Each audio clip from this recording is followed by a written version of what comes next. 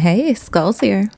It's come to my attention that there is a large group of people who have either started Tower of Fantasy or are thinking about starting the game, but they're worried they won't have a good experience if they don't come in with friends. I came in with all of my friends from Phantasy Star Online 2, and although this game is fun with others, you can have just as much fun playing alone. This doesn't mean that you'll be completely devoid of interactions. I mean, if that's what you want, then yeah, go for it. But what I mean is that the game has plenty of ways to socialize and find groups.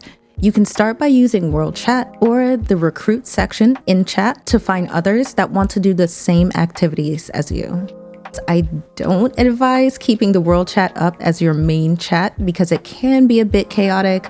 Literally everyone who is playing on every channel in your server, so there is a lot to look at. And it can be quite a bit overwhelming, especially if you're someone who isn't very social. Once you hit level 16, you can use the crew system. This is similar to an alliance, clan, or a guild in other MMOs.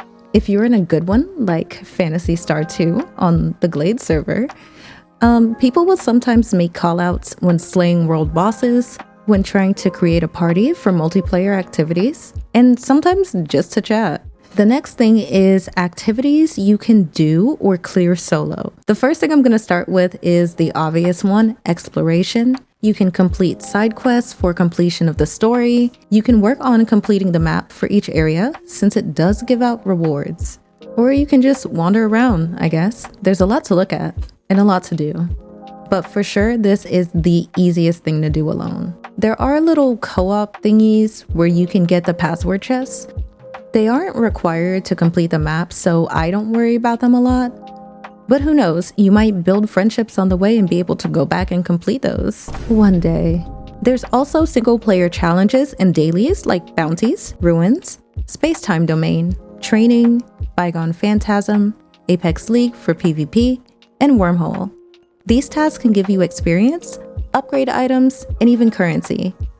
If you want to do multiplayer activities like Joint Operation or Frontier Clash, which I would highly recommend doing at some point because it does help as far as gearing and raising up your CS, there are easy ways to group up with others. Now, I did mention before talking to your crew, but some people do have a hard time socializing and don't want to be the one to initially make the party.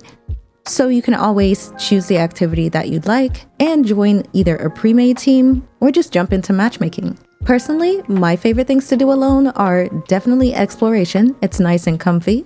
I also like Void Rifts and Bygone Phantasm.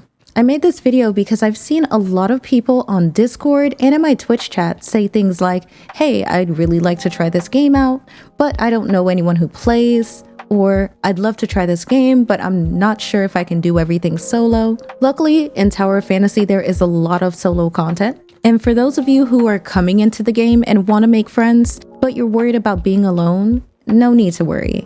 There are plenty of people to meet and build bonds with. Of course, every game has its assholes, but for the most part, people have been super nice, at least on my server. I'm not sure about the other ones, but I would imagine that they have a similar vibe.